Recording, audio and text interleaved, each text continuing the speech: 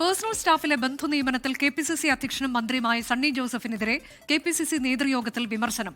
നിയമനം കരുതലോടെ വേണമായിരുന്നുവെന്നും വിമർശനത്തിന് ഇട നൽകരുതായിരുന്നുവെന്നും നേതാക്കൾ പറഞ്ഞു. അതേസമയം ബന്ധു നിയമനത്തെ ന്യായീകരിക്കുകയാണ് സണ്ണി ജോസഫ്. KPCC പുനഃസംഘടന അതിവേഗത്തിലുണ്ടാകുമെന്ന് AICC general secretary KC Venugopal യോഗത്തിൽ അറിയിച്ചു. തെരഞ്ഞെടുപ്പ് ഫലം വിലയിരുത്തുന്നതിനു വേണ്ടി KPCC ആസ്ഥാനത്ത് ചേർന്ന വിശാല നേതൃയോഗത്തിൽ മുതിർന്ന നേതാക്കളാണ് മന്ത്രി സണ്ണി ജോസഫിന്റെ പേഴ്സണൽ സ്റ്റാഫിലെ ബന്ധു നിയമനത്തെ വിമർശിച്ചത്. പേഴ്സണൽ സ്റ്റാഫ് നിയമനം കരുതലോടെ വേണമായിരുന്നുവെന്നും വിമർശനത്തിന് ഇട നൽകരുതായിരുന്നുവെന്നും നേതാക്കളുടെ വിമർശനം. ബന്ധു നിയമനത്തെ സണ്ണി ജോസഫ് ഇന്നും ന്യായീകരിച്ചു. അപേക്ഷ വിളിച്ച് പരീക്ഷ നടത്തി അഭിമുഖം നടത്തിയെടുക്കുന്ന നിയമനമല്ല പേഴ്സണൽ സ്റ്റാഫ് എന്ന് മന്ത്രി.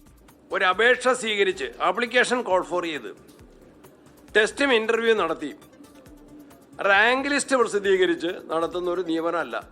നല്ല ക്യാരക്ടറുള്ള, നല്ല രാഷ്ട്രീയ പ്രവർത്തനത്തിലെ നല്ല ട്രാക്ക് റെക്കോർഡുള്ള, ഒരു വിവാദത്തിനും വഴി കൊടുക്കാത്ത കഴിവുള്ള, ബുദ്ധിയുള്ള, എനിക്ക് കൂടി സ്വീകാര്യതയുള്ള, വിശ്വാസമുള്ള ഒരാളാണ് ബെന്നി തോമസ്. അതുകൊണ്ടാണ് അദ്ദേഹത്തെ വെച്ചത്. വിമർശനമുണ്ടായി എന്ന വാർത്ത അടിസ്ഥാനരഹിതമെന്ന് PC വിഷ്ണുനാഥ്. അങ്ങനത്തെ അടിസ്ഥാനരഹിതമായ വാർത്തകൾ ഇങ്ങനെ അനാവശ്യമായി പ്രചരിപ്പിക്കേണ്ട ഇതിലൊന്നും പിന്തിരിയണമെന്ന് അഭ്യർത്ഥിക്കുകയാണ്. ഞങ്ങൾ ഈ മീറ്റിംഗിൽ പങ്കെടുത്തവരാണ്. KPCC പ്രസിഡന്റിനെതിരെ അവിടെ ആരുടെയും ഭാഗത്തുനിന്ന് ഒരു വിമർശനം ഉണ്ടായിട്ടില്ല. വളരെ പോസിറ്റീവായ ഇലക്ഷൻ വിലയിരുത്തിയ മുന്നോട്ടുള്ള പാർട്ടിയുടെ പ്രവർത്തനങ്ങളെ കുറിച്ച് ചർച്ചകൾ നടന്നൊരു നല്ല മീറ്റിംഗ് ആണ്. KPCC പുനഃസംഘടന അതിവേഗത്തിലുണ്ടാകുമെന്ന് യോഗത്തിൽ AICC general secretary KC Venugopal അറിയിച്ചു. ശുപാർശകളുമായി വരുമ്പോൾ ശ്രദ്ധിക്കണമെന്ന് നേതാക്കൾക്ക് മുഖ്യമന്ത്രി VD സതീശൻ മുന്നറിയിപ്പ് നൽകി. 10 വർഷമായി ഉപദ്രവിച്ചവർക്ക് വേണ്ടി ശുപാർശയുമായി വരരുത്. ശുപാർശ ഏറ്റെടുക്കും മുമ്പ് സ്വയം പരിശോധിക്കണമെന്നും മുഖ്യമന്ത്രി നിർദ്ദേശിച്ചു. 24 തിരുവനന്തപുരം.